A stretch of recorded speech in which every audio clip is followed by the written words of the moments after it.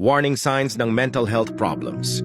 Alam mo ba na may mga early warning signs ng mental health problems? Minsan hindi natin agad ito napapansin.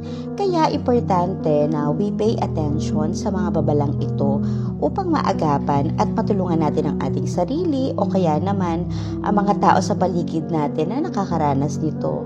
Huwag baliwalain ang mga senyales na ito, ha?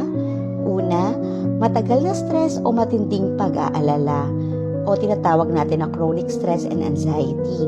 Kung palagi kang kinakabahan, restless o hindi mapakali kahit walang malinaw na dahilan, maaaring isa itong warning sign. Another is pagbabago sa tulog at gana sa pagkain.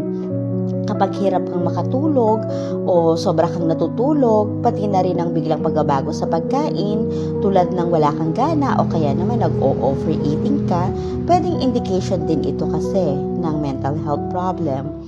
Yung pagkawala ng interest sa dating mga gusto mo or loss of interest.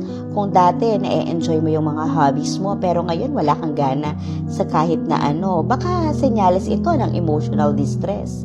Yung sudden mood swings, madalas ka bang nagiging sobrang irritable, biglang nalulungkot o mabilis magalit?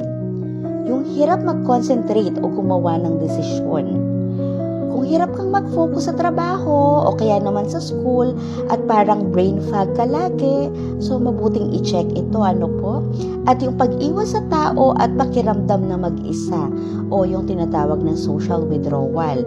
Kung napapansin mong iniiwasan mo ang pamilya mo o kaibigan at kung minsan mas gusto mong magkulong, mag-isa, possible na warning sign din po ito.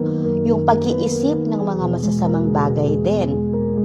Kung nakakaisip ka ng masasamang bagay na maaaring makasakit sa sarili o sa ibang tao, mahalagang humingi agad ng tulong.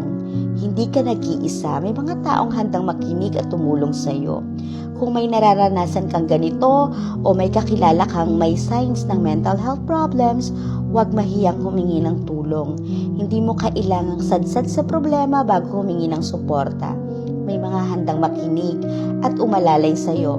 Minsan nagche-check tayo sa Google, 'di ba? At minsan napapa-self-diagnose, pero mas mabuti pa rin ang kumonsulta sa professional para makuha ang tamang suporta at gabay because mental health matters.